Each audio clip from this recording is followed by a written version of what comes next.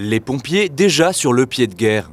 À la veille de la manifestation interprofessionnelle tant redoutée, quelques dizaines de sapeurs-pompiers venus de toute la France ont investi la place de la République pour dénoncer leurs conditions de travail. Malgré le froid, ils se relaient de jour comme de nuit dans un village de fortune installé pour l'occasion. Les revendications exprimées depuis déjà 6 mois n'ont pas changé.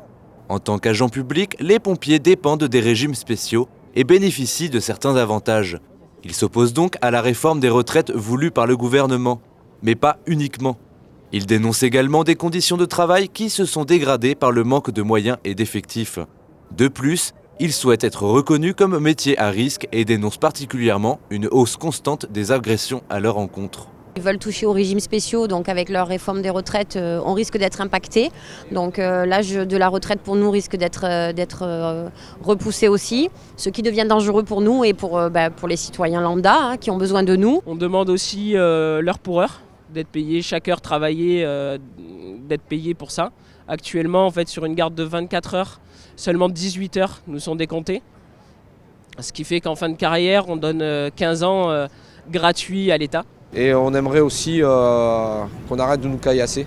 En fait, quand on vient, c'est pour aider les gens, c'est pas pour autre chose.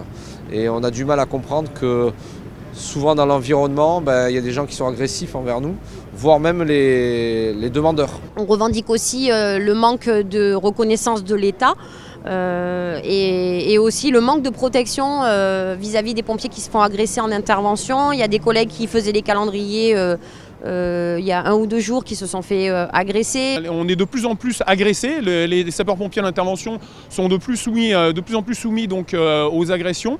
C'est un fait de société, mais c'est juste intolérable. Ouais, je pense qu'il y a une vingtaine d'années, l'uniforme de la police était respecté. Aujourd'hui, ils sont agressés.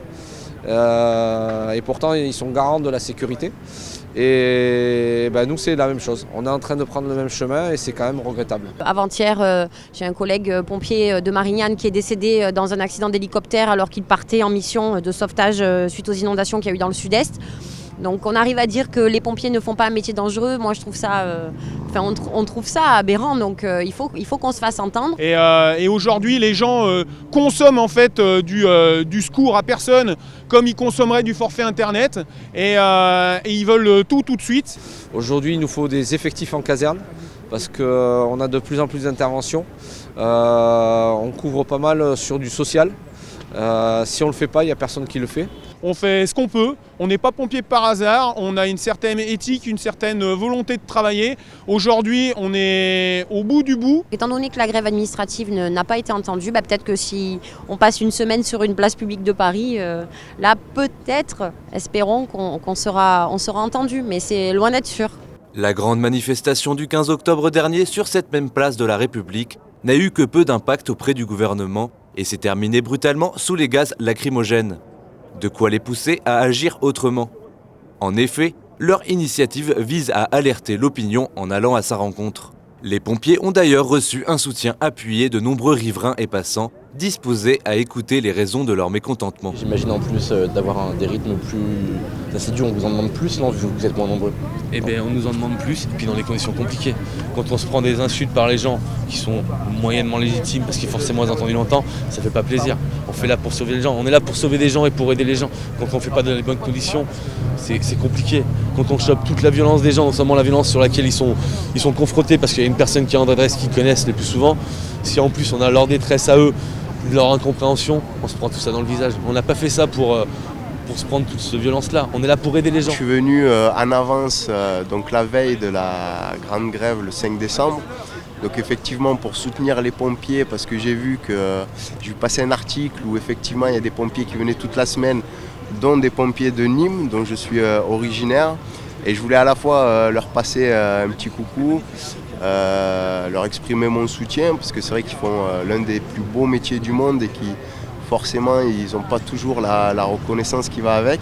Bien déterminés à rester jusqu'à vendredi, les pompiers ont tenu à confirmer à nouveau leur présence lors de la grande manifestation qui aura lieu demain jeudi. Ils entendent faire bloc face au gouvernement aux côtés des autres professions concernées. Aujourd'hui, si on est place de la République, c'est pas un hasard, c'est bien pour être présent demain justement dans ce grand mouvement. Les sapeurs-pompiers en général sont appelés à manifester demain dans toute la France.